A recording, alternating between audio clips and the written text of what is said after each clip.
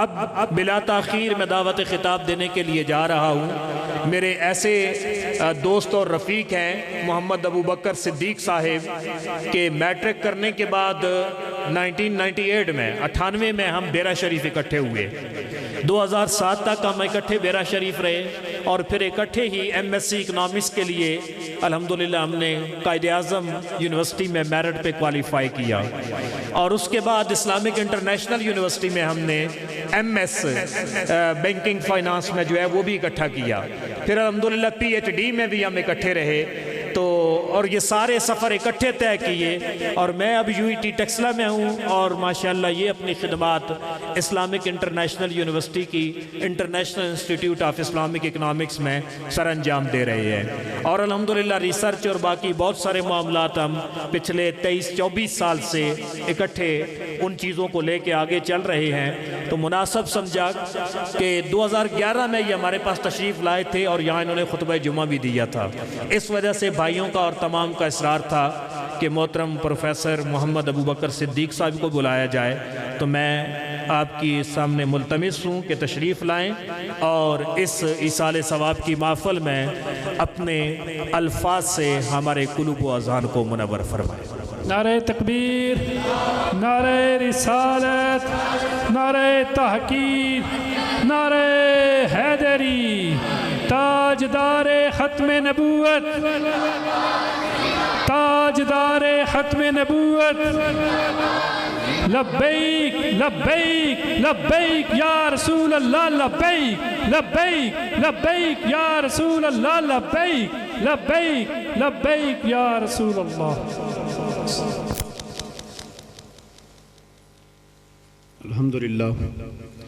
الحمدللہ رب العالمین، والصلاة والسلام علی سید الانبیاء والمرسلین، اما بعد فاعوذ باللہ من الشیطان الرجیم، بسم اللہ الرحمن الرحیم۔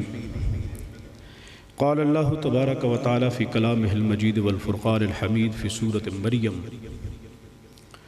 اولئک الذین انعم اللہ علیہم من النبیین من ذریۃ آدم وممن حملنا مع نوح ومن ذریۃ ابراہیم واسماعیل وممن ہدینا واجتبینا اذا تتلی علیہم آیات الرحمن خروا سجدا وبکیا۔ صدق اللہ العظیم وبلغنا رسولہ النبی الکریم الامین۔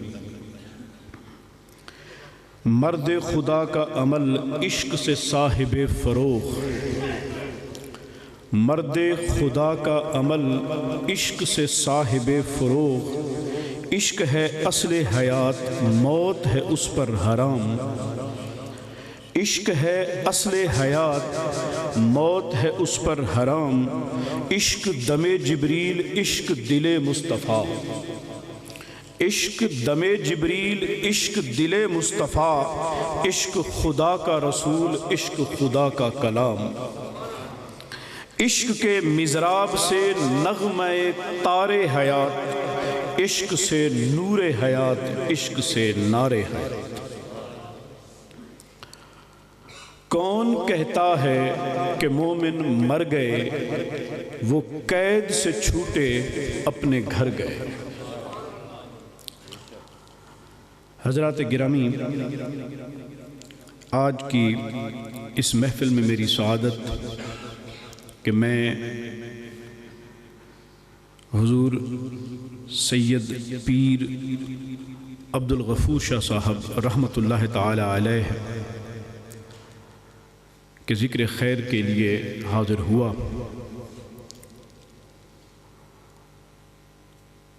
اہل اللہ کی زندگی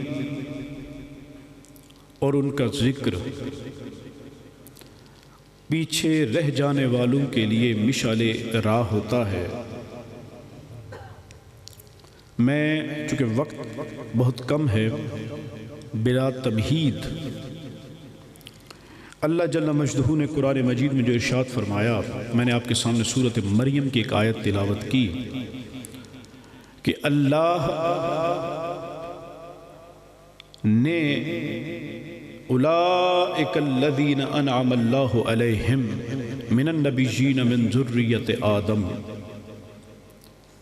کہ ذریت آدم میں سے، انبیاء میں سے اللہ جل مجدہ جن پر اللہ تعالیٰ نے انعام کیا، اور ان پر وَمِمَّنْ حَمَلْنَا مَعَ نُوحٍ جنہیں حضرت نوح علیہ السلام کے ساتھ نجات عطا کی اور کشتی پر سوار کر دیا، وَمِن ذُرِّيَّةِ إِبْرَاهِيمَ وَإِسْمَاعِيلَ اور حضرت ابراہیم و اسماعیل کی ذریت میں جن پر انعام کیا، وَمَنْ هَدَيْنَا وَاجْتَبَيْنَا اور ان پر جن کو ہم نے ہدایت بخشی اور ہم نے جنہیں مجتبا کر دیا، ان پر جن پر عنایت کی، ان کا طریقہ کیا ہے، ان کا شعار کیا ہے، ان کی زندگی کا طریق کیا ہے۔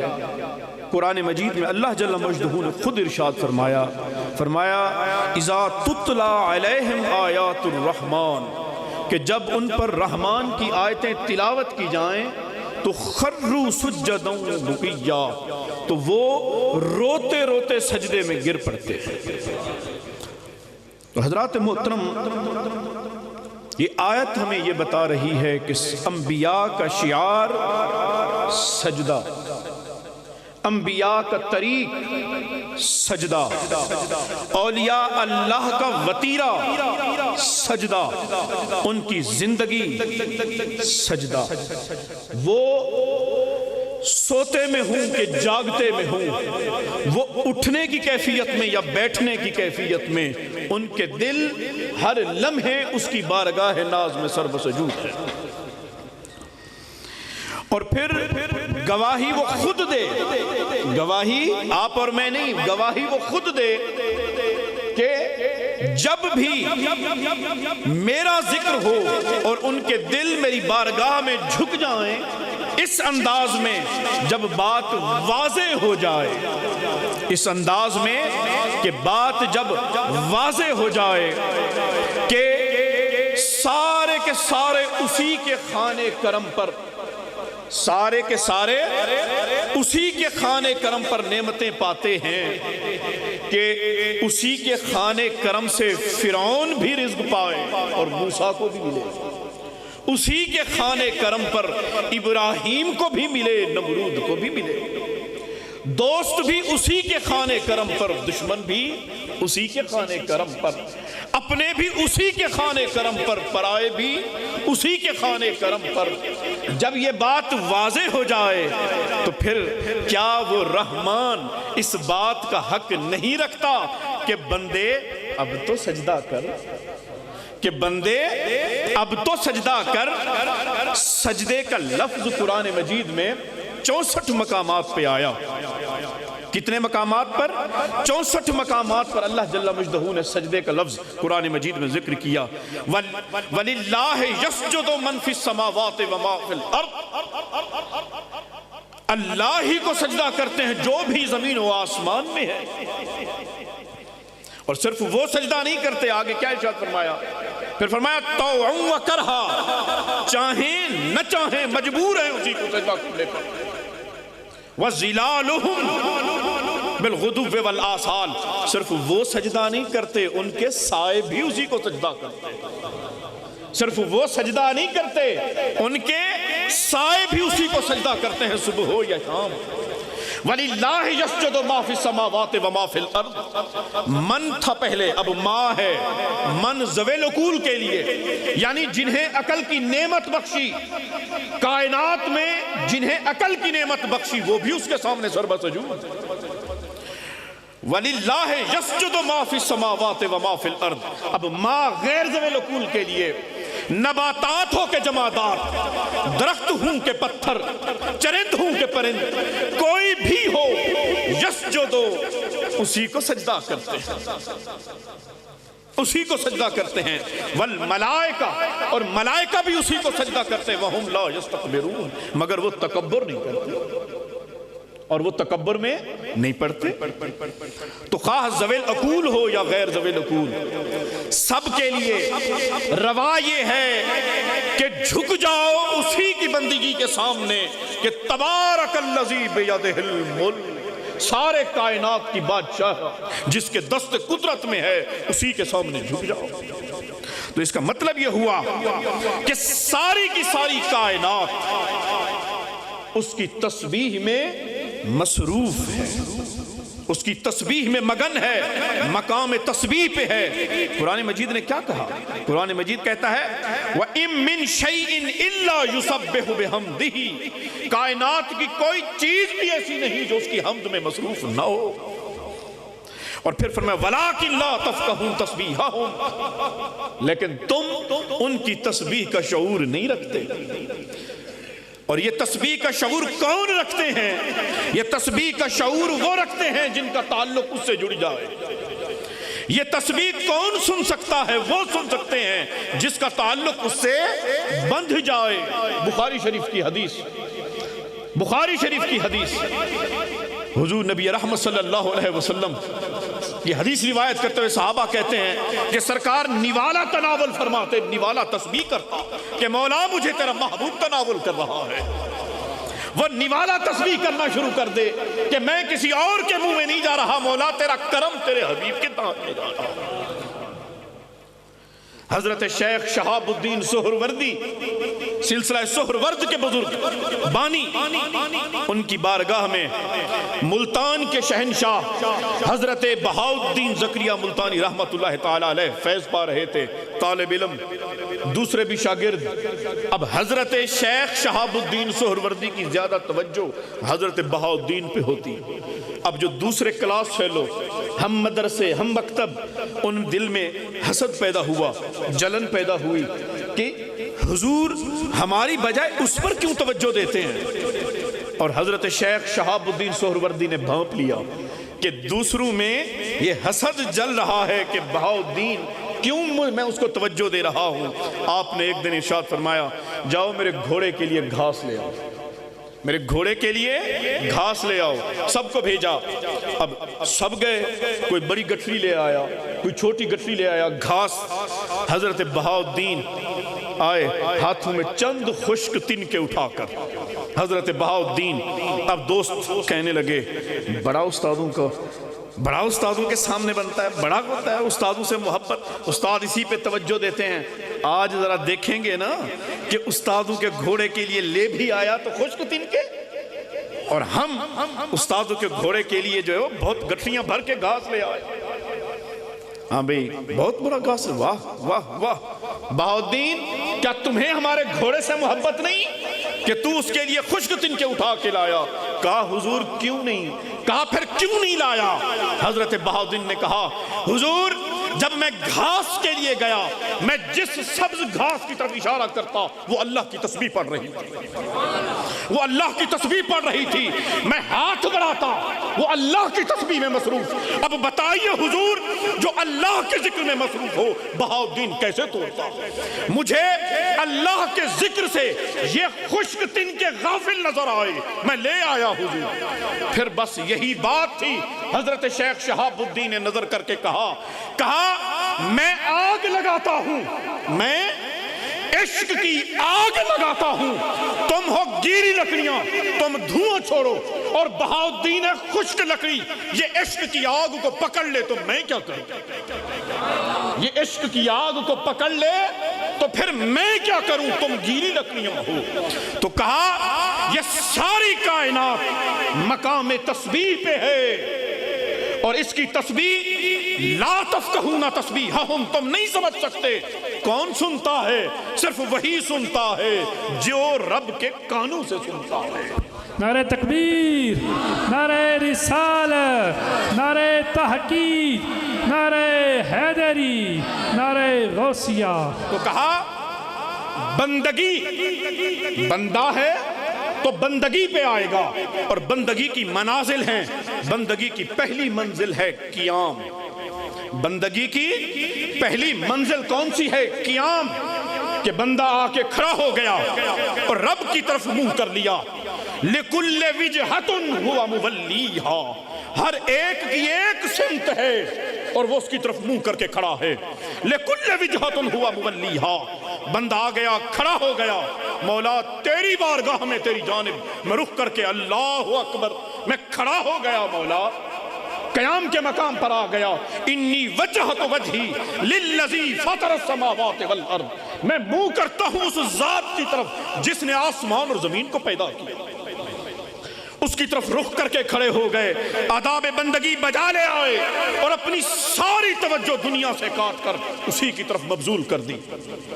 قیام ہو تو یہ، قیام ہو تو یہ کہ پھر تمہارا تعلق دنیا سے کٹ جائے، پھر اس کے سامنے ہو جائے. کہا عبادت کرو اس طرح کہ گویا رب تمہیں دیکھ رہا ہے، اور اگر کہا اس طرح نہیں کر سکتے تو پھر اتنا تو کر لو کہ تم رب کی نظر میں ہو. پہلے تو یہ سمجھو کہ تم رب کو دیکھ رہے ہو، اگر اتنا نہیں کر سکتے تو پھر وہ تمہیں دیکھ رہا ہے، دل میں یہ تصور ہی کر لو. تو پہلا مقام منزل قیام ہے کہ تم اس کے سامنے کھڑے ہو جاؤ تو پھر تمہیں اپنائیت کا ہوش نہ رہے، اپنی ذات کا ہوش نہ رہے، اپنی ذات کا شعور نہ رہے. اور پھر یہ نماز سکھائی کس نے؟ نماز کا حکم آیا، یا رسول اللہ حکم تو آ گیا نماز ادا کریں، پر کیسے کریں ہمیں خبر نہیں. فرمایا صلو کما رأیتمونی اصلی، آؤ میں جیسے جیسے پڑھتا جاؤں بس تم ویسے ویسے کرتے جاؤ، تم ویسے ویسے کرتے جاؤ. گویا محبوب کی اداؤں کو اس نے نماز کا نام دے دیا. اور یہ نماز جنہوں نے اس مبارک سے پڑھی تھی، جب خنجر پیٹھ میں گھونپا گیا، جب خنجر پیٹھ میں گھونپا گیا، زخم ہے، حضور حیدر کرار سے عرض ہے حضور اس کو کیسے نکالا جائے؟ فرمایا میں نماز میں کھڑا ہو جاؤں تو نکال لے. نماز میں حضرت حیدر کرار کھڑے ہو گئے، اور پھر جب سلام پھیرا تو فرمایا خنجر نہیں نکالا. کہا حضور خنجر تو کب کا نکال لیا. یہ ہے وہ قیام کہ جو نماز میں کھڑے ہو کر اس کو تکتے تھے. جب وہ اس کو تکتے تھے تو پھر اپنی ذات کی خبر نہ تھی. تو کہا بندگی کی پہلی منزل قیام ہے، مگر کہا یہ پہلی منزل ہے، آخری منزل نہیں. ابھی قیام تیرا قبول نہیں، ابھی آگے بڑھ. ممکن ہے تیرے قیام میں تیرے ذات، تیری انا ابھی تیری باقی ہے، ابھی تیری انا باقی ہے.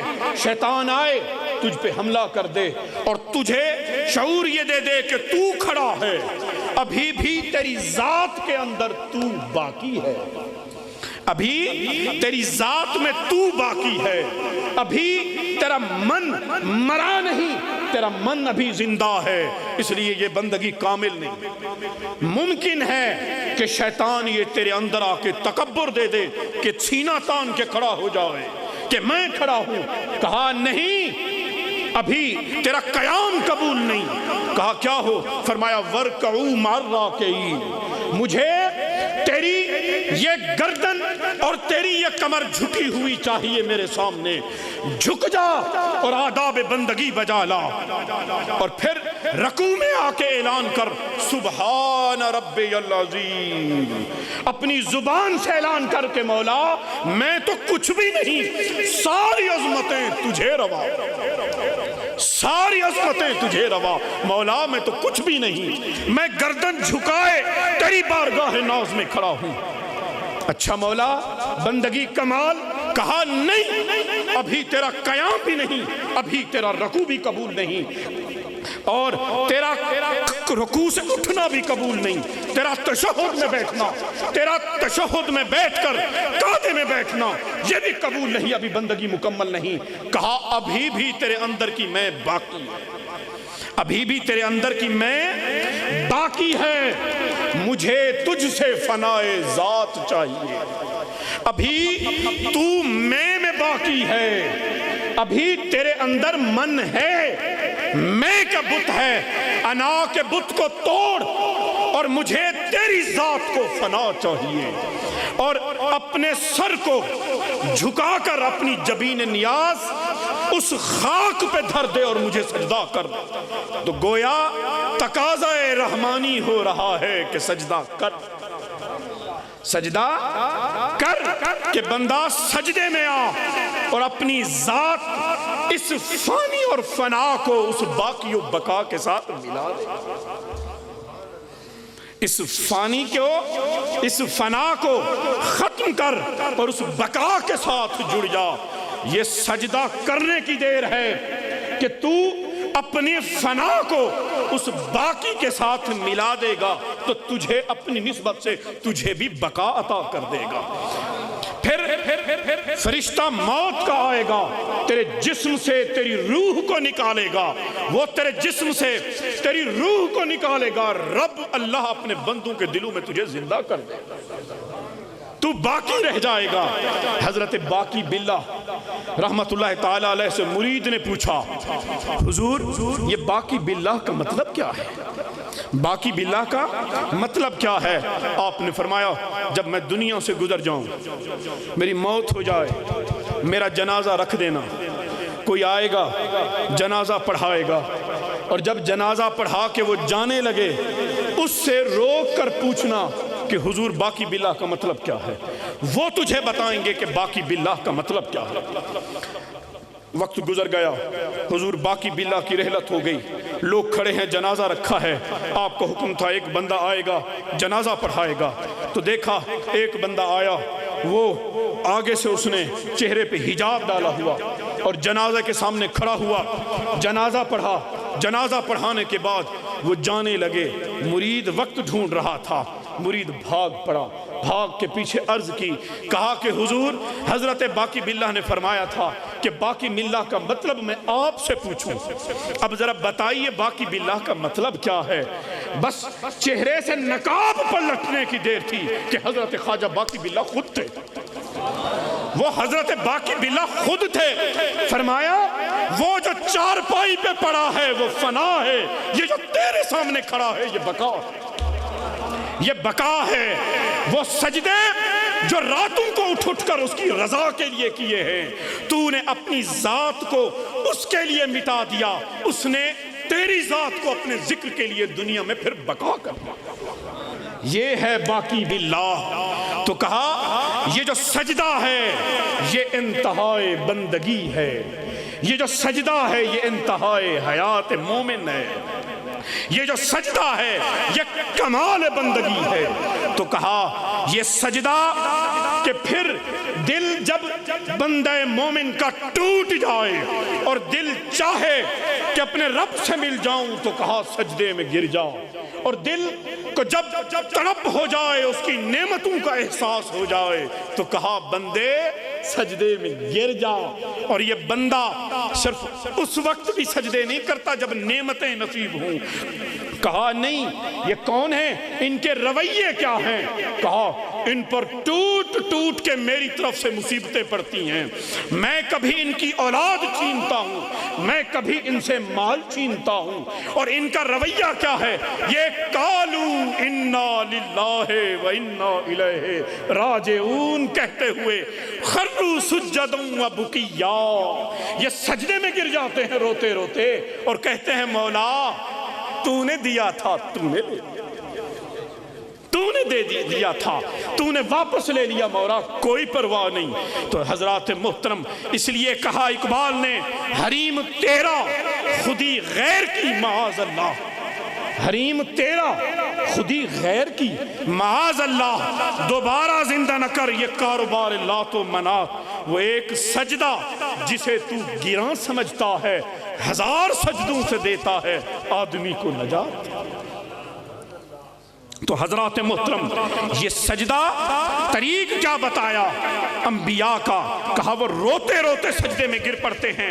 اذا تتلی علیہم آیات الرحمن، جب ان پر رحمان کی آیتیں تلاوت کی جائیں، خروا سجدا و بکیا، وہ روتے روتے سجدے میں گر پڑتے ہیں. پھر ارشاد فرمایا وعباد الرحمن وعباد الرحمن الذین یمشون علی الارض ہونا، رحمان کے بندوں کی علامت کیا ہے؟ فرمایا رحمان کے بندے وہ ہیں جو زمین پر چلتے ہیں عاجزی کے ساتھ، انکساری کے ساتھ، اکڑ اکڑ کے نہیں چلتے، ان کی گردنوں میں سریے نہیں ہوتے، سینے تان کے نہیں چلتے، وہ ہونا، وہ سر جھکا کے چلتے ہیں، عاجزی سے چلتے ہیں، انکساری سے چلتے ہیں۔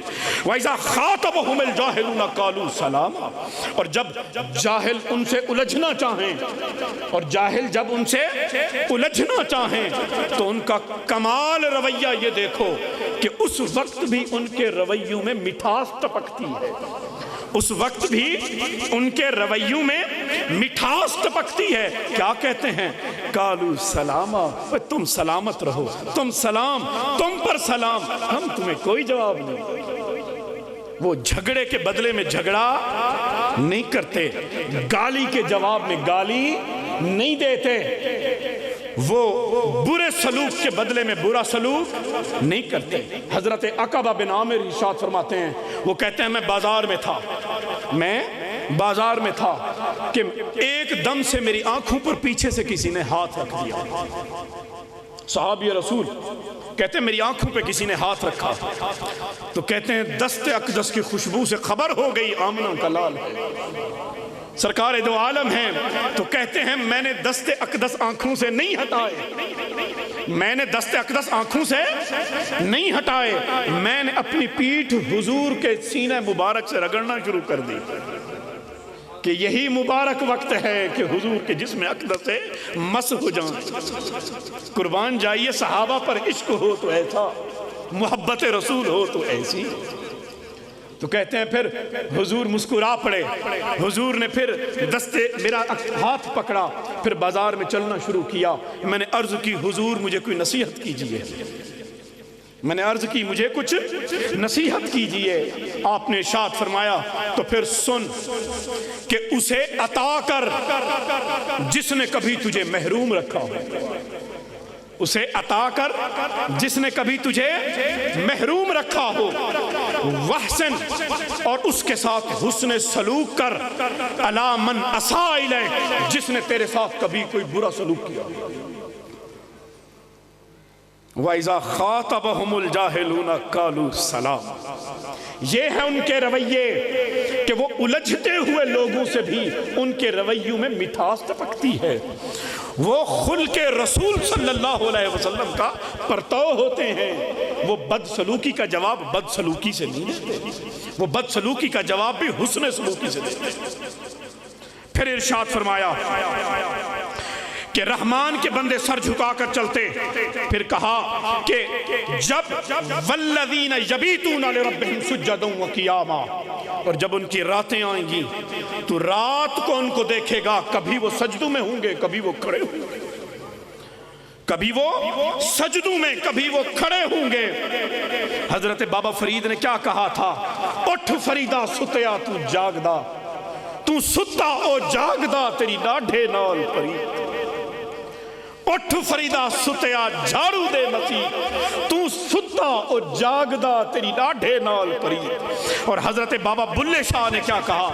رات پوے تاں بے دردانو نیند پیاری آوے، تے درد مدانو تانگ سجن دی ستیاں آن جگاوے، کہ رات کا پچھلا پہر ہو جائے اور بستر کی گرمیاں چھوڑ کر وہ اس کی بارگاہ میں کھڑے ہو جائیں کہ مولا تو راضی ہو جا، مولا تو راضی ہو جا، ہم یہ سب کچھ قربان کر کے کھڑے ہیں تیری بارگاہ میں۔ یہ فرض نہیں کیا رات کو کھڑے ہونا، یہ نفلی عبادت ہے۔ اور پھر کیا ارشاد فرمایا؟ فرمایا میرا قرب، مجھ رب کا قرب، کس سے یتقرب عبدی الیہ بالنوافل، میرا بندہ مجھ سے قرب پاتا ہے کس کے ذریعے؟ میری اپنی نفل عبادت کے ذریعے۔ ایک ہے جو میں نے فرض کر دی، یہ تو ڈیوٹی ہے، اس کا رزق لے رہے ہو، تنخواہ مل رہی ہے تمہیں، یہ ڈیوٹی ہے، کوئی احسان نہیں، کوئی احسان نہیں۔ ہاں میرا قرب چاہتے ہو تو اوور ٹائم لگاؤ، میرا قرب چاہتے ہو تو اوور ٹائم لگاؤ، رات کے پچھلے پہر کھڑے ہو کر وہ اس کو راضی کرتے ہیں۔ اور جب قرب نصیب ہو جائے تو پھر مولا کیا فرماتا ہے؟ وہ فرماتا ہے میرا بندہ جب میرا قرب پالے تو میں اس کے کان بن جاتا ہوں جس سے وہ سنتا ہے، میں پھر اس کی زبان بن جاتا ہوں جس سے وہ بولتا ہے، میں اس کے ہاتھ بن جاتا ہوں جس سے وہ حکم دیتا ہے۔ تو پھر بندے کو یہ طاقتیں نصیب ہو جاتی ہیں، اور یہ طاقتیں جنہیں نصیب ہو جائیں پھر ان کی جھلک بھی دکھلاتا چلوں کہ جھلک ان کی کیا ہے۔ نوجوان کہتا ہے میں نے بڑا شہرہ سنا کہ بغداد میں ایک نوجوان اٹھا ہے، بغداد میں ایک نوجوان اٹھا ہے جس کی ولایت کے چرچے ہیں اور جس کے علم کے چرچے ہیں، اور نوجوان کا نام تھا سید عبد القادر جیلانی رحمت اللہ تعالیٰ علیہ۔ کہا بڑا چرچا سنا، دل میں خیال آیا کہ کیوں نہ چل کے اس نوجوان کی زیارت کر لی جائے، ذرا دیکھیں کیسا ولی ہے جس کی ولایت کے چرچے زندگی میں ہونے لگ گئے اور جوانی میں ہونے لگ گئے۔ تو کہتے ہیں میں گیا، ظہر کی نماز ہونے والی تھی، ابھی اذان نہیں ہوئی، مسجد میں گیا، مرید مسعود بیٹھے تھے، میں نے پوچھا تو کہا حضرت صاحب تشریف لائیں گے۔ میں بیٹھ گیا انتظار میں، تھوڑی ہی دیر گزری، آواز آنا شروع ہو گئی کہ حضرت صاحب تشریف لا رہے ہیں، حضرت صاحب تشریف۔ اشارے سے پتا چل گیا سامنے سے خوبصورت نوجوان، کالی داڑھی، سر پہ امامہ، دمکتا ہوا نور کا چہرہ آ رہا ہے۔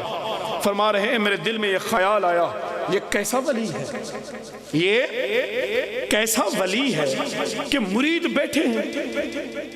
اگر یہ ولی ہوتا تو لوگ بھاگ پڑتے، کوئی پاؤں چوم رہا ہوتا، کوئی ہاتھ چوم رہا ہوتا۔ تو کہتا ہے میرے دل میں یہ خیال آیا، ابھی یہ میں نے سوچا ہی تھا کہ لوگ اچانک کھڑے ہو گئے اور بھاگ پڑے ان کی طرف، کوئی پاؤں چوم رہا تھا، کوئی ہاتھ چوم رہا تھا۔ کہتا ہے مجھے دھکے لگتے لگتے میں پیچھے آ گیا۔ اب میں دل میں سوچ رہا ہوں، پہلا خیال بھی دل میں، اب دل میں یہ سوچ رہا ہوں کتنا ہی اچھا تھا لوگ بیٹھے رہتے اور میں جا کے دست بوسی کر لیتا، قدم بوسی کر لیتا۔ نوجوان کہتا ہے میرے دل میں یہ خیال آنا ہی تھا کہ وہیں سے حضرت عبد القادر نے ارشاد فرمایا، ارے بندے پہلے یہ سوچتا تھا کہ بیٹھے کیوں ہیں، اب سوچتا ہے یہ کھڑے کیوں ہو گئے، تو کیا سمجھتا ہے کہ یہ اپنی مرضی سے بیٹھے تھے؟ فرمایا بندگان خدا کے دل میری مٹھی میں ہے، میں چاہوں تو بٹھا دوں، چاہوں تو کھڑا۔ سبحان اللہ، نعرہ غوثیہ، نعرہ غوثیہ، فقیروں کے حاجت روا غوث اعظم، اسیروں کے مشکل کشا غوث اعظم، گرا ہے بلاؤں میں بندہ تمہارا، مدد کو آؤ یا غوث اعظم۔ قسم سے مشکل کو مشکل نہ پایا، کہا جب ہم نے یا غوث اعظم۔ نعرہ غوثیہ کہ بندگان خدا کے دل مٹھی میں ہیں، چاہوں تو بٹھا دوں، چاہوں تو کھڑا کر دوں۔ یہ ہیں وہ ان کے تعلق جو رات کے پچھلے پہر اٹھ کر اس سے تعلق جوڑتے ہیں، اور جن کا تعلق جڑ جائے پھر ساری کائنات ان کے سامنے سر نگو، بس ہاتھ اس کے چلتے ہیں، حکم قدرت کا ہوتا ہے۔ حضرت عقبہ بن نافع، حضرت عقبہ بن نافع جنگل، کیروان کا شہر، جنگل میں طے یہ پایا کہ اس جنگل کو کاٹ کر چھاؤنی بنائی جائے جہاں مسلمانوں کی فوج رہے گی۔ فوجی سپاہیوں نے کہا حضور جنگل کے درندے ہیں، ڈر لگتا ہے کہ درندے ہیں، کیسے جنگل کو کاٹیں۔ اب حضرت عقبہ بن نافع نے فرمایا مجھے مغرب تک کا وقت دے دو، مجھے مغرب تک کا وقت دے دو، پھر رات گزر جائے گی، صبح کو یہ جنگل کاٹ لینا۔ سارے کے سارے سپاہی حیران۔ حضرت عقبہ بن نافع مغرب کے وقت جنگل میں ایک پہاڑی تھی، پہاڑی پہ چڑھ کر کھڑے ہوئے حضرت عقبہ بن نافع۔ عقبہ بن نافع جنگل کی طرف منہ کر کے ارشاد کیا، ایتھا الحیات والسبا، اور جنگل کے جانوروں اور جنگل کے درندوں سنو، نحنو صحاب رسول اللہ، ہم اللہ کے رسول کے صحابی ہیں، ہم نے یہاں مسلمانوں کی فوج کی چھاؤنی بنانی ہے، میری فوج ڈر رہی ہے، میں حکم دیتا ہوں صبح تک یہ جنگل خالی کر دیں۔ اور علامہ ابن کثیر بدایہ والنہایہ تاریخ میں لکھتے ہیں، فرماتے ہیں کہ صبح ہوئی تو جنگل کے اندر ایک درندہ اور جانور بھی موجود نہ تھا، جنگل خالی ہو چکا۔ یہ کس کا ہے فیض کہ تم نے اپنا تعلق اس سے جوڑ لیا، جب اس سے جڑ گئے تو ساری کائنات تیرے اشارہ ابرو پہ کھڑی، تیرے اشارہ ابرو پہ کھڑی ہے۔ ویسے نہیں کہتے کہ اہل اللہ کے پاس بیٹھو تو خیالات کو قابو کرو، اپنے دل کے اوپر قابو رکھو، اور علماء کے پاس بیٹھو تو زبان کو قابو میں رکھو۔ اور پیر پٹھان شاہ سلیمان توسوی رحمت اللہ تعالی علیہ، جہاں سے پیر سیال کا فیض آتا ہے، حضرت پیر پٹھان سفر میں ہیں، ساتھ میں مرید بھی سفر میں ہے، اب سفر کر رہے ہیں، اب جوتے مبارک حضرت شاہ سلیمان پیر پٹھان رحمت اللہ تعالیٰ کے تلوے ٹوٹ گئے، اب کنکریاں لگ رہی ہیں تلووں پہ، اور پاؤں زخمی ہو گئے، خون آلود جوتے ہو گئے۔ ساتھ میں مرید نے دیکھ لیا، دل میں خیال آیا کہ کیوں نہ اپنا امامہ اتار کر میں حضور کو دے دوں کہ وہ باندھ لے۔ پھر اگلے ہی لمحے دل پہ سوچا تونسا تو آ گیا ہے، تونسا شریف گھر تو قریب ہے، خواہ مخواہ پگڑی دوں گا تو خون آلود ہو جائے گی، نہیں دیتا۔ بس یہی دل میں خیال ہے، بس چل دیے۔ تھوڑی دور آگے گیا تو مرید نے کہا حضور میرا ایک سوال ہے، ایک الجھن ہے، وہ حل کر دیں۔ فرمایا پوچھو۔ کہا وہم اور الہام میں کیا فرق ہے؟ مجھے وہم ہوتا ہے، مجھے الہام ہوتا ہے، الہام اللہ کی طرف سے وہم۔ حضور وہم اور الہام میں کیا فرق ہے؟ تو اس بابا پیر پٹھان نے کہا تیرے دل میں جو پہلا خیال آیا تھا کہ امامہ اتار کے حضور کو دے دوں، یہ الہام تھا، پھر خیال آ گیا کہ یہ امامہ میلا ہو جائے گا، یہ وہم تھا تیرا۔ یہ دلوں میں خیال مچلے تو اہل اللہ کی نظر پڑ جائے، اسے کہتے ہیں جن کا تعلق جڑ جائے۔ اور پھر وہ سجدے، اور کبھی حالت انسان پہ ایسی بھی آ جاتی ہے کہ انتہائے انشقاق کے باوجود، انتہائے کفر کے باوجود، انتہائے شرک کے باوجود، اور انتہائے نافرمانی کے باوجود، جب حالت ایسی آ جائے کہ دل کو یہ خیال آ جائے کہ میرا کوئی پالن ہار ہے، تو پھر انسان بے اختیار سجدے میں گر جاتا ہے۔ میں اسے کہتا ہوں کہ یہ سجدہ بے اختیار ہے، یہ سجدہ بے اختیار ہے۔ فرعون کا دربار سجا ہے، فرعون کا دربار سجا ہے، عالم کفر پوری شان و شوکت کے ساتھ کھڑا ہے، اور کفر ٹوٹ پڑا ہے حضرت موسیٰ پر۔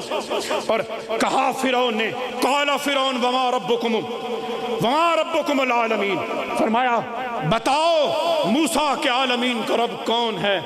حضرت موسیٰ نے جواب دیا، قال رب السماوات والارض ان کنتم موقنین، فرمایا اگر تو یقین کرے تو آسمانوں اور زمینوں کا رب ہے اور جو کچھ اس کے درمیان ہے رب ہے۔ فرعون نے کہا اپنے درباریوں سے ہو سنتے ہو، ذرا دیکھو موسیٰ کو کہتا کیا ہے، میرے علاوہ بھی کوئی رب ہے؟ فرعون بولا، حضرت موسیٰ نہیں رکے، حضرت موسیٰ نے پھر کہا رب المشرق والمغرب، وہ مشرق اور رب مغرب کا رب ہے، وما بینہما ان کنتم تعقلون، اگر تم عقل رکھو تو جو کچھ بھی مشرق اور شرق اور غرب میں ہے، جو کچھ درمیان میں ہے وہ اس کا رب ہے۔ پھر فرعون بولا ارے دیکھو موسیٰ تو مجنون ہو گیا، کہتا ہے فرعون کے علاوہ بھی رب ہے۔ تو پھر کہا اب ایسے نہیں مانے گا موسیٰ، جادوگروں کو بلاؤ، اب بات جادو پہ آئے گی۔ جادوگر آ گئے، کہا جادوگروں سے ذرا موسیٰ کا جواب دو۔ انہوں نے رسیاں پھینکی، بس رسیاں پھینکتے گئے وہ سانپ بنتی گئی، اور حکم ہوا موسیٰ آپ کے دست میں یہ جو عصا ہے ذرا اسے پھینک تو صحیح، ذرا اسے پھینک تو صحیح۔ قرآن نے کہا فَأَلْقَى عَصَاهُ فَإِذَا هِيَ ثُعْبَانٌ مُبِينٌ، حضرت موسیٰ نے اپنا عصا پھینکا تو وہ اژدہا بن گیا، وہ اژدہا بن گیا۔ وَنَزَعَ يَدَهُ، حضرت موسیٰ نے اپنا دست، اپنا ہاتھ بائیں بغل سے نکالا تو وہ نور کا چمکتا ہوا وہ نور کا بن گیا، چمکتا ہوا۔ تو پھر جادوگروں کے بارے میں قرآن نے کیا کہا؟ کہا فَأُلْقِيَ السَّحَرَةُ، وہ جو ساحر تھے سجدہ، وہ سجدے میں گر گئے، وہ سجدے میں گر گئے۔ یہاں بات سمجھانا چاہتا ہوں، وہ سجدے میں قرآن نے کیا کہا؟ سجدے میں گر گئے نہیں، قرآن نے یہ نہیں کہا سجدے میں گر گئے، قرآن نے یہ نہیں کہا، قرآن نے کہا فَأُلْقِيَ السَّحَرَةُ سجدا، فرمایا وہ سجدے میں گرا دیے گئے، وہ سجدے میں گرا دیے گئے۔ گرایا کس نے؟ بے اختیار گرا دیے گئے، ان کے اختیار میں نہ تھا۔ حضرت موسیٰ کی نشانی حق کو دیکھا تو بے اختیار سجدے میں گر گئے، یہ بے اختیار گرے۔ تو پھر فرعون نے کیا کہا؟ فرعون نے کہا کیا کر رہے ہو؟ تو انہوں نے کہا آمنا برب العالمین، ہم عالمین کے رب پہ ایمان لائے۔ بات انہوں نے یہاں بھی ختم نہیں کی کہ فرعون کہیں غلط فہمی میں نہ پڑ جائے، مغالطے میں نہ پڑ جائے کہ آمنا برب العالمین، وہ خود کو بھی تو رب العالمین کہتا ہے نا۔ تو کہا نسبت چاہیے کس کے رب پر؟ کہا برب ہارون و موسیٰ، ہارون کے رب پر، موسیٰ کے رب پر۔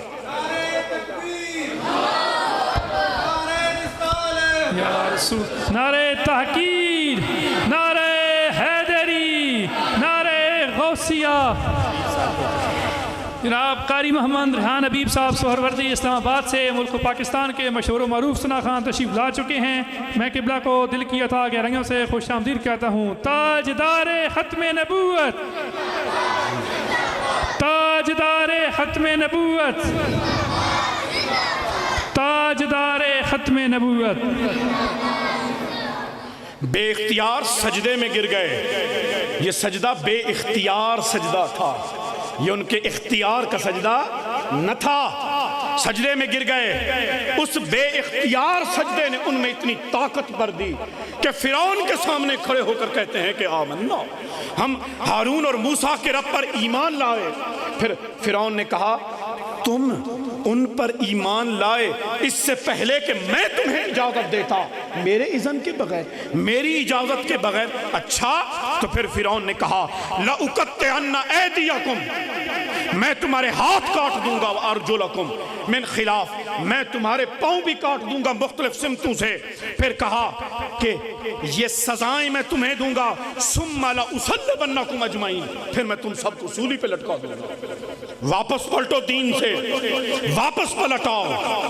کہا کہ نہیں۔ پھر آگے ذرا جرت دیکھیے، کہا کہ قالوا انا الی ربنا منقلبون، فرعون اب ہمیں احساس ہو چکا کہ رب تو نہیں، رب وہ ہے جس کی جانب پلٹ کے جانا ہے۔ اب تو ہمیں ڈراتا ہے موت سے، تو ڈراتا ہے دنیا کی ان صعوبتوں سے۔ تو کہا قالوا لن نؤثرک علی ما جاءنا من البینات والذی فطرنا، کہا اب جب کہ ہدایت اور اس کی ذات کی طرف جس نے ہمیں پیدا کیا واضح نشانی آ چکی، اب ہم تجھے اختیار کرنے کے نہیں، اب اللہ ہے اور تو ہے، اب ہم تجھے نہیں چنیں گے، ہم نے جسے چننا تھا چن، ہم نے جسے اختیار کرنا تھا کر لیا۔ ہاں اب رہی بات کہ تو فیصلہ کیا سنائے گا، تو ہمارے ساتھ سلوک کیا کرے گا۔ تو کہا فقض ما انت بقاض، کہا تو نے جو کرنا ہے کر، تو نے جو فیصلہ سنانا ہے سنا، تو فیصلہ سنا، اس لیے کہ انما تقضی هذه الحیات الدنیا، تو نے جو بھی فیصلہ کرنا ہے اسی دنیا کا کرنا ہے۔ اس دنیا پہ اب مرتا کون ہے؟ ہم تو اس آخرت پہ فدا ہو چکے جہاں اس کا نور کا دیدار ہوگا، جہاں اس کے نور کا دیدار ہوگا۔ اب تو اس دنیا سے دل ہمارا بھی اجڑ چکا، سنا فیصلہ، مفاہمت نہ سکھا کسی جبر ناروا سے مجھے، سر بکف ہوں لڑا دے کسی بلا سے مجھے۔ اب یہ جرت دے دی کس نے؟ سجدے نے، اور سجدہ بھی کون سا؟ بے اختیار سجدہ، اس نے جرت دے دی اور کہا، اقبال نے ایسے ہی تو کہا، وہ کون تھے؟ بے اختیار سجدہ، اور امت محمدیہ کے وہ جو اپنے اختیار سے راتوں کو بستر کی گرمیاں چھوڑ کر اپنے اختیار سے سجدے کریں، ان کا مقام کیا ہوگا؟ وہ تو بے اختیار سجدے کی طاقت تھی کہ فرعون سے ٹکر کھا گئے، اور امت محمدیہ کے وہ اولیاء جو راتوں کو اٹھ کر اپنے اختیار سے سجدے کریں، رات کی بستر کی گرمیاں چھوڑ کر ٹھنڈے پانی سے یک بستہ راتوں میں وہ اٹھ کر وضو کریں، تو پھر ان کے مقامات کا کیا ہوگا؟ بس پھر وہ زبان سے ایک لفظ بولتے ہیں۔ اقبال کہتا ہے نوا پیرا ہو اے بلبل کے ہو تیرے ترنم سے، کبوتر کے تنے نازک میں شاہی کا جگر پیدا۔ اقبال ایسے نہیں بولتا۔ پھر ارشاد کیا وہ سجدہ کیا ہے، اس کی لذت کیا ہے؟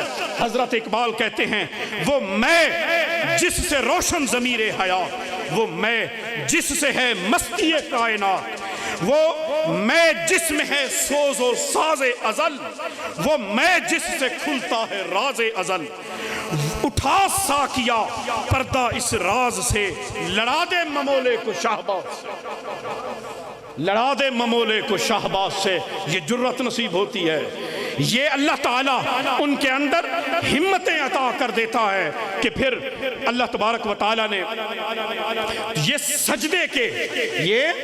سجدے کی برکات ہیں کہ بندے کا تعلق اپنے رب سے جڑ جاتا ہے۔ پھر ارشاد کیا، کہا اپنے اب محبوب سے، اب یہ وہ لوگ جنہوں نے رحمان کو رحمان مانا، یہ وہ جنہوں نے اپنے عمل سے رحمان کو رحمان مانا، ورنہ لوگ آتے تھے قالوا آمنا، آئے ہم ایمان لائے، فرمایا محبوب سورۃ حجرات میں ان سے کہہ دو آمنا نہ کہو، ان سے کہو کہ یہ کہیں اسلمنا، ہم نے اسلام قبول کیا، ابھی ایمان کی سیڑھیوں پہ قدم رکھا ہی نہیں۔ کیوں؟ اس لیے کہا کہ ابھی تم جو کچھ بھی ہو زبان سے کہتے ہو، ابھی دل کی گواہی نہیں آئی، اس لیے آمنا نہ کہا اسلم نہ کہو۔ تو جو لوگ رحمان کو زبان سے بھی مانے اور دل سے مان کر اور رات کا پچھلا پہر آئے تو پھر اٹھ کے کھڑے ہو جائیں، تو یہ ہیں وہ جنہوں نے اپنے عمل سے رحمان کو رحمان مانا، اور جنہیں یہ نصیب ہو جائے۔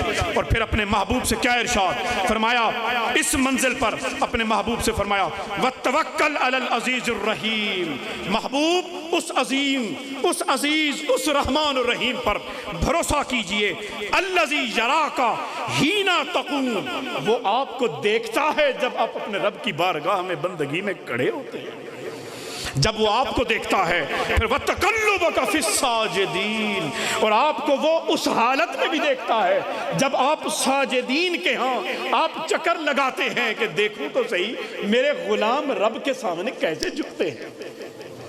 وَتَقَلُّبَكَ فِي السَّاجِدِينَ، سجدہ کرنے والوں میں آپ کا تقلب کرنا دیکھ رہا ہے۔ حضرت فخر الدین رازی نے یہاں بڑے نکتے کی بات کی، کہا اس کا ایک مطلب یہ بھی ہے کہ محبوب آپ کا رب آپ کو اس وقت بھی دیکھ رہا تھا جب آپ کا نور اے ساجدین میں آدم سے لے کر حضرت عبداللہ تک ان ساجدین کی پیشانیوں میں، ان کی پشتوں میں آپ کا نور منتقل ہو رہا تھا۔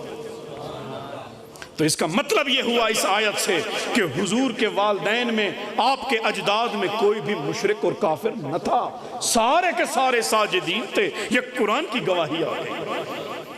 تو پھر ارشاد فرمایا وہ پیغمبر اور وہ اصحاب جنہیں پیغمبر مصطفیٰ صلی اللہ علیہ وسلم نے سجدے سکھائے، سجدوں کی تربیت دی، ان کے بارے میں اللہ نے کیا ارشاد فرمایا ان اللہ اشترى من المؤمنین انفسهم واموالهم بان لهم الجنہ، اللہ نے ان سے، مومنین سے، ان کی جانیں، ان کے مال خرید لیے یہ کہہ کر کہ جنت کی ابدی نعمتیں عطا کریں گے، جنت کی ابدی نعمتیں عطا کریں گے۔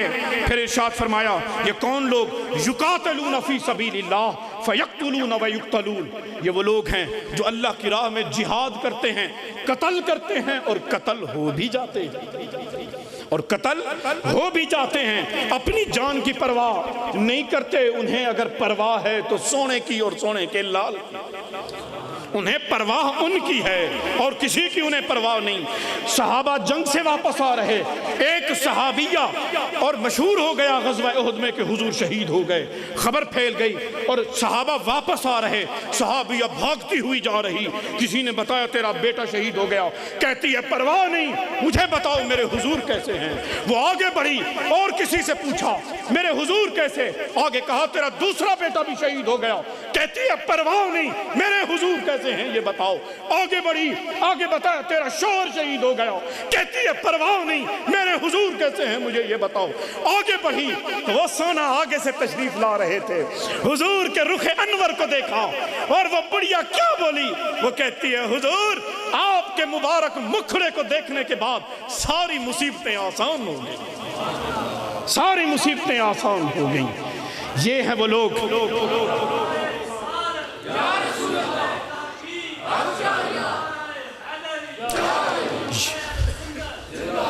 یہ ہیں وہ لوگ جنہوں نے اپنے رب کے ساتھ سودے کر لیے۔ اللہ فرماتا ہے بشارت دو ان لوگوں کو، بشارت دو ان مومنین کو کہ اللہ ان کو فوز عظیم کی بشارت ہے کہ جو سودا انہوں نے اپنے رب سے کر دیا یہ اب، اور رب اور اللہ سے بہتر وعدہ پورا کرنے والا کون ہے؟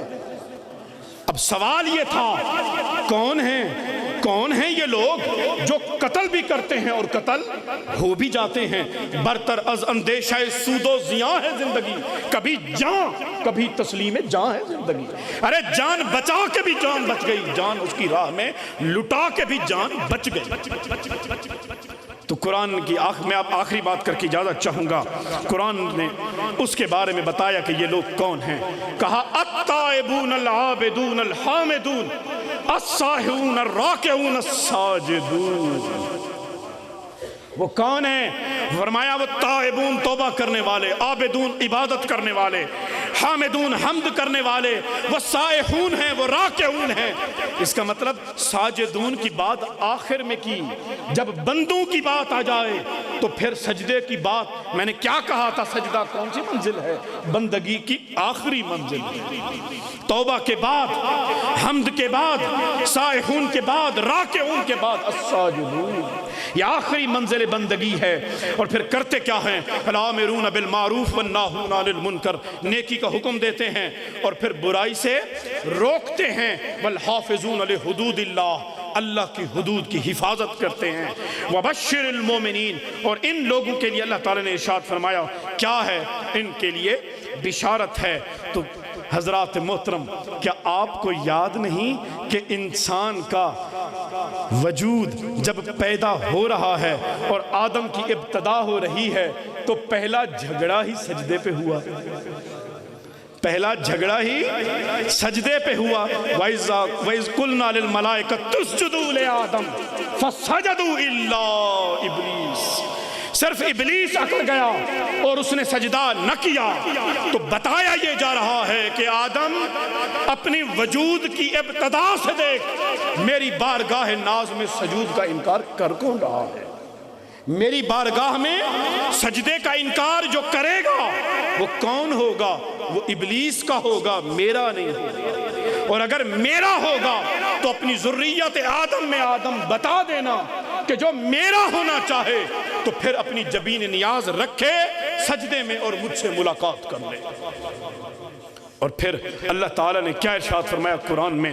فرمایا اے انسان کو کیا ہو گیا؟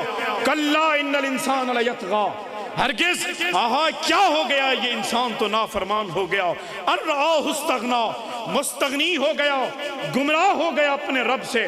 فرمایا کلا لئن لم ینتہ لنسفعا بالناصیہ، فرمایا ارے کہیں نہیں، قیامت کے دن ہم کیا کریں گے؟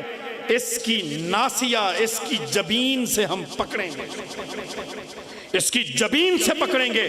کون سی جبین؟ قرآن نے کہا ناصیۃ کاذبۃ خاطئہ، وہ پیشانی جو جھوٹی، جو خطا کار، جو نافرمان، ہم اس پیشانی سے اسے پکڑیں گے اور اسے کہیں گے کہ فَلْيَدْعُ نَادِيَهُ، آج بلا ذرا اپنے اس ابلیس کو، آج بلا اپنے ان یاروں کو جن کے لیے تو نے میرے مصطفیٰ کا انکار کیا، بلا ان کو جن کے لیے تو نے میرے پیاروں کی مخالفت کی، بلا ان کو جن کے لیے میرے اولیاء کی تو نے دشمنی مول لی، بلا ان کو آج تو ان کو بلا سنت اس زبانیہ، اللہ فرماتا ہے میں دوزخ کے شعلوں کو بلاؤں گا، میں دوزخ کے داروغوں کو بلاؤں گا، تو انہیں بلا، ہم انہیں بلاتے ہیں۔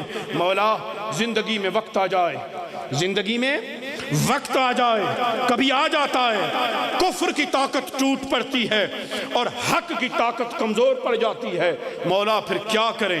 مولا پھر کیا کریں کہ کفر ہے، مجبور کر رہا ہے، بڑی آفر کر رہا ہے کہ سیاست تیرے پاس، دین ہمارے پاس، یا دین تیرے پاس، سیاست ہمارے پاس۔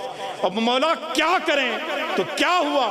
کہا کلا تُتے حسین یزیدیت کی اطاعت نہ کرنا، وسجد وقترب، حسین سر سجدے میں رکھ لینا، شمر کاٹ لے گا مجھ سے ملاقات کر لینا۔ تو پھر جھکنا نہیں ہے، سر سجدے میں رکھ کے اپنے رب سے ملاقات کر لینی ہے۔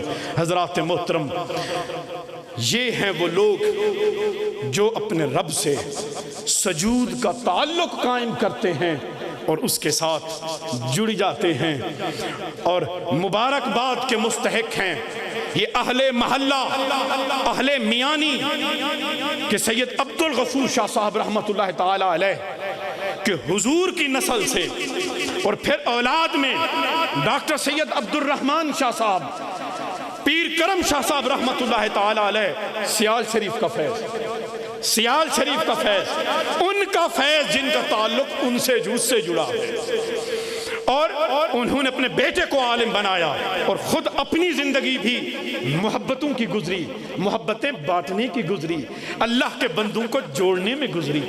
آپ کا تعلق ممکن ہے آنے والوں میں کوئی ایک دوسرے کو نہ جانتا ہو، آج یہاں تعلق جو جوڑ کے بیٹھے ہیں، کس لیے؟ اللہ کے بندے کے وسیلے سے بیٹھے ہیں۔ اللہ کے بندے کیا کرتے ہیں؟ اللہ کے بندوں کی نشانی ہی یہ ہے کہ وہ اللہ کے بندوں کو آپس میں جوڑ دیتے ہیں۔ ایک مرید آیا حضرت بابا فرید گنج شکر رحمت اللہ علیہ کی خدمت میں، حضور آپ کے لیے تحفہ لایا۔ کہا کیا تحفہ لائے؟ کہا کینچی لایا ہوں حضور، آپ کے کاٹنے کے کام کریں گے۔ آپ نے وہ کینچی اسے واپس دی اور کیا کہا؟ فرمایا بچے یہ کینچی لے جاؤ، جب اگلی بار آنا تو سوئی دھاگا لیتے آنا، ہم اللہ والے کاٹنے کے نہیں، ہم جوڑنے کے کام کرتے ہیں۔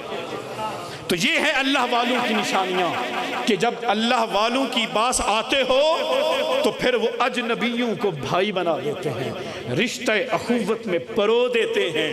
تو اس لیے ان کی زندگی گزری، وہ سکول کے مدرس بھی تھے، بچوں کو دنیا کا علم وہاں پڑھایا اور یہاں مصلی امامت پہ کھڑے ہو کر اہل اللہ کے تعلق اپنے رب کے ساتھ جوڑ دیے کہ مولا ہمارا کام اتنا تھا کہ ہم انہیں تیری بارگاہ میں لے کر ان کی جبین نیاز تیری بارگاہ میں جھکا دیں، اب ان کے دلوں کو جھکانا تیرا کام۔